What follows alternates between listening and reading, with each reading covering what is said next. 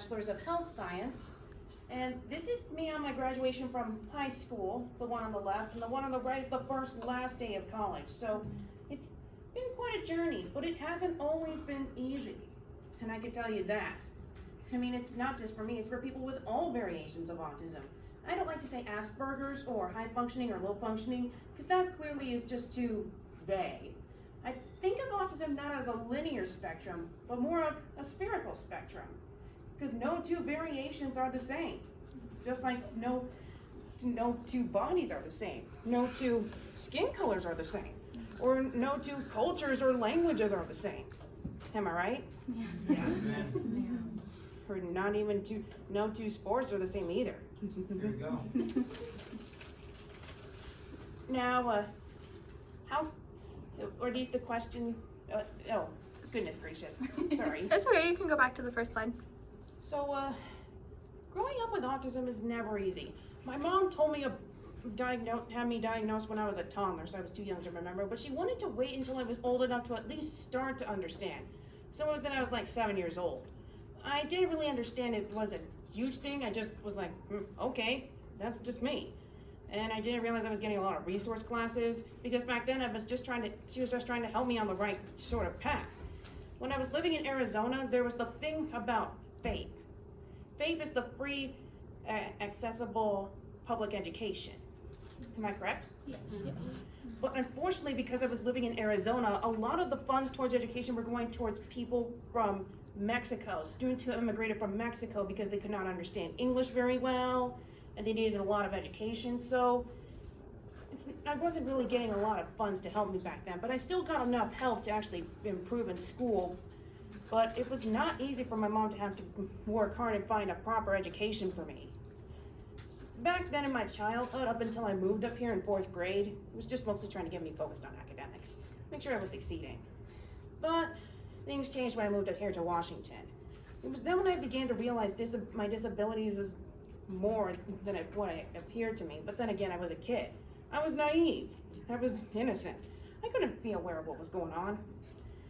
In fact, it was when I realized how different I was when my mom encouraged me to make friends with other people, or when I was trying to do well in classes.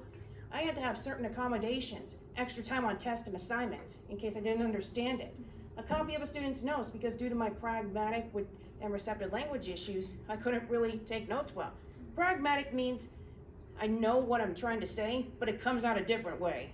Think of it like beating a piece of blue paper through something, and then it just comes out a pink piece of paper. And then receptive, it mostly stems from the fact that people with autism tend to struggle with eye contact and body languages. Like I can look away, I can look down, I can look up, I can be distracted by something like a strong light or smell. Mostly just loud noises like whenever someone blows a firecracker or makes a scream. That's just what can happen. But either way, that's just what happened. And one of the most important accommodations, I gotta say, was extra time anywhere. At least just getting any extra time in the classes. Not just on tests and assignments, anytime and anywhere.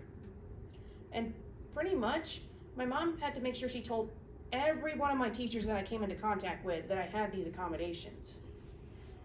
Plus, she had to make sure that the teachers were flexible in following these accommodations.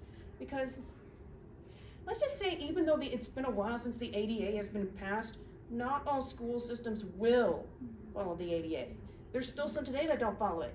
Mostly religious schools, because they're private schools, not just that, but because they're religious schools and the government cannot enforce things due to freedom of religion in religious schools, the law can't be enforced.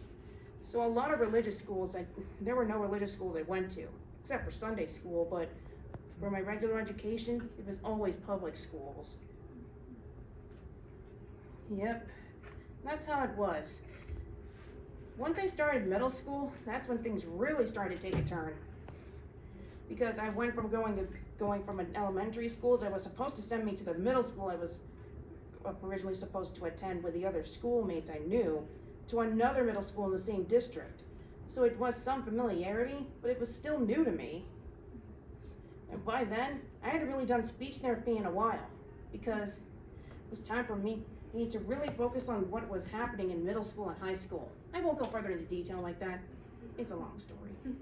But middle school and high school is never easy for a person on the spectrum, because they not only have to deal with people watching them, they also had to be, I also started to become aware that my surroundings were not as bubbled as they were in elementary school and middle school.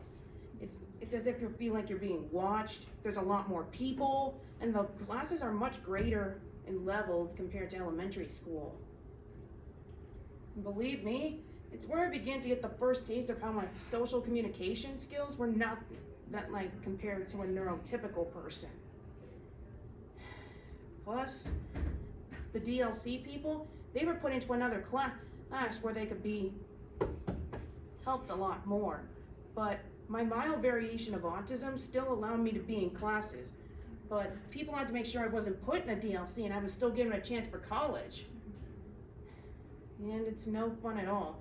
Even I was afraid to be near those DLC people, just out of insecurity. Because people are watching you. You either hung out with a certain group of people or you'd be kicked out of the social cues or the social groups. Otherwise, it was pretty nice that I had the accommodations to help me. Of course, when I came to high school and as later years, I got elected homecoming queen because I was able to bond with the other high schoolers, but it was never easy. Nothing starts out a fairy tale. It has to become one, at least from what I've seen in movies and stories. However, when I get to college, that's when things really start to get real. Because think of me as a winged unicorn. The rarity of me getting into college is not super common. Because like I mentioned before, people with mild variations of autism are still placed in DLCs because people think, oh, they need all this help. We gotta help them. They need all sorts of help. They're not doing well. But for Pete's sakes, we're not babies. Sure, we need help, but not that kind of help like we need to be fed and all those things. We just need help in the way that we need to succeed, sort of closer to a regular person. We may think differently, but we don't need to be babied. So that was important. I had to make sure that with the help of my mom, I got into a good college like Whitworth that provided all the resources I need, like the ESS. I also had to make sure my professors would follow the accommodations, give me extra notes in case I needed them, and give me extra time on a test or an assignment. It was mainly tests that I needed extra help with. And the professors had to be really good with handling individuals with disabilities, or at least had training to have good ways to know how to deal with them. So college is never easy. In fact, meeting other people with disabilities has really opened my mind to everything. But autism is one of the most complex yet unique disabilities out there. And even today, people still don't understand it.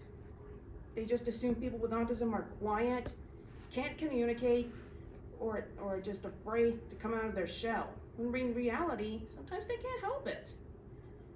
While I may have a mild variation, I've known people who have actually had much more major variations, to the point where they don't even speak, or even just a small crowd of people will actually set them off. So believe me, nothing is ever easy for a person on the spectrum, but just because it seems difficult doesn't mean it's impossible. They just need the best kind of help they can get, and that's what I'm trying to start. I mean, look at people like Temple Grandin. She wanted to help start research on animals and treating them in a much better humane way, as well as being an advocate for the rights of individuals with autism, because they fall under the ADA, the Americans with Disabilities Act of 1990. And while today people still tend to, contribute to ableist behaviors, that doesn't mean we can still teach them. But my mom always said, you can't control people, you can only control how you react. And it's still a problem for me today, because I'm passionate about helping those with disabilities. But all I can say is, this is what I want to do to help you guys, especially for teachers of the next generation. Children with autism tend to be the most vulnerable to having to deal with struggles on the social level, because they want to get out to meet other children, but those on the spectrum, they won't have a really easy time unless they get the proper help they need, like speech therapy, occupational therapy, And I owe it all to the Whitworth opening up the occupational therapy building in the program. This could help people just like me when I was at a much younger age. But I can also count on other people who are supporters of those with disabilities. But it's not just being aware and re-educating those on it, it's about acceptance. You see, there's always a balance between awareness and acceptance. Too much awareness leads to ignorance and tolerance. Nothing will ever change. People will just be like, oh, she's got it. And then just shrug away and move on. But they don't do anything to really get to know the person. They just assume like, oh, she's different. And they don't do anything. But too much acceptance is like a forced social requirement on society, because you can't force someone to accept something when they don't even know what it is. It's like forcing you to accept your love of cats, or forcing you to accept your love of driving crazily when you don't really know the reason why. So you have to find that middle balance, that middle ground. Now, how many of you have actually met someone with a disability? Not just autism. Well, so the whole majority of you. There's also the process or concept of intent versus impact. Ayaka Dohi introduced this to my senior seminar class. Now, intent versus impact, a major example of that is pitying someone with autism.